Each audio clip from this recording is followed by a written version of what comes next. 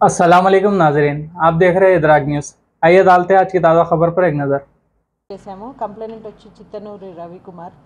ఇతను ఇంటి మీద భారత కమ్యూనిస్టు పార్టీ మావోయిస్టు తెలంగాణ రాష్ట్ర కమిటీ కింద వచ్చేసి మొత్తం మ్యాటర్ అయిపోయిన తర్వాత లచ్చనదళం అనేసి ఒక లెటరు హెడ్ మీద రాసి అక్కడ అంటించడం జరిగింది. దాంట్లో మెయిన్గా ఏంటంటే ఆ ప్రస్తుతం ఉన్న జడ్చర్ల ఎమ్మెల్యే గారిని బెదిరించుకుంటూ అన్నీ కూడా రియల్ ఎస్టేటు అవన్నీ ల్యాండ్ గ్రాబింగ్ చేస్తున్నారనేసి ఆయనతో పాటు మరికొందరి నేమ్స్ ఆ ఊర్లో ఎవరైతే పొలిటికల్గా యాక్టివ్ ఉన్నారో వాళ్ళందరి పేర్లు పెట్టి ఆ పిటిషను అంటే ఆ లెటరు అక్కడ పేస్ట్ చేయడం జరిగింది. దానికి సంబంధించి మనకు 10th రోజు కంప్లైంట్ వస్తే ఇమీడియట్గా కేసు రిజిస్టర్ చేశాము. అది ఇన్వెస్టిగేషను చేసే క్రమంలో మనకు కొంతమంది మీద డౌట్ఫుల్ అనిపించి ఇందులో మనకి ఎవరైతే A1 షేక్ రఫీక్ ఇతను ఒక 50 years ఉంటాయి. ఇతను అంతకుముందు మనకు ఎలక్షన్స్ ముందు ప్రస్తుత జడ్చర్ల ఎమ్మెల్యే గారు వెంబటే తిరిగేవాడు.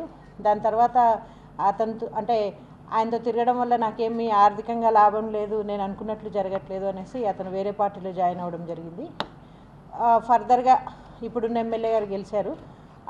అది మనసులో పెట్టుకొని అతని ఇమేజ్ని డ్యామేజ్ చేయాలి, ఊర్లో భయభ్రాంతులకి గురి చేయాలి ఆయన్ని ఆయన అనుచరులు కొంతమందిని అనేసి ఆ టార్గెట్ పెట్టుకొని ఈ పిటిషను మనకు షాద్నగర్లో ఒక ప్రింటింగ్ ప్రెస్లో ఆర్డర్ ఇచ్చి చేయించుకొని ఒక 30 లెటర్ హెడ్స్ తయారు చేసుకొని ఒక లెటర్ హెడ్ మీద ఎవరైతే ఈ రఫీక్ ఉన్నాడో ఇతనితో పాటు కుమ్మరి భగవంతు అనేసి అతను కూడా సేమ్ విలేజు, వీళ్ళిద్దరు కూడా ప్లాన్ చేసి ఆ లెటర్ హెడ్ మీద ఇప్పుడు ఏదైతే ఆ మ్యాటర్ ఉందో ఆ కంప్లైంట్లో మనకు 10th రోజు రిజిస్టర్ అయిన FIRలో ఆ మ్యాటర్ అంతా రాసి అక్కడ పేస్ట్ చేశారు. మనకు డౌట్ వచ్చి ఇతన్ని విచారించగా ఇది నిజం బయటకు వచ్చింది. ఇతనితో పాటు మనకు ఈ కుమ్మరి భగవంతు అండ్ వీళ్ళ బ్రదర్ ఎవరైతే ఆ రైటింగ్ ఎవరిదైతే ఉందో అతన్ని ముగ్గురిని కూడా మనము ఇప్పుడు రిమాండ్ చేస్తున్నాము.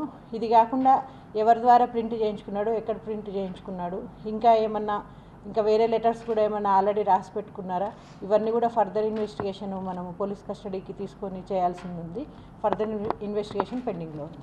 వచ్చేసి మనకు DSP గారి ఆధ్వర్యంలో మనకు జడ్చర్ల రూరల్ CI గారు, రాజాపూర్ SI వాళ్ళ టీం అంతా కూడా కలిసి లాస్ట్ 3 days నుంచి, ఎందుకంటే ఒక ప్రజాప్రతినిధిని బెదిరించుకుంటూ ఏదైతే లేదో మన జిల్లాలో మావోయిస్టులు అనేసి మొత్తం నాట్ ఓన్లీ ఎమ్మెల్యే గారి పేరు మీద ఊర్లో కూడా ఒక అంటే భయానక వాతావరణం సృష్టించడానికి ట్రై చేశాడు.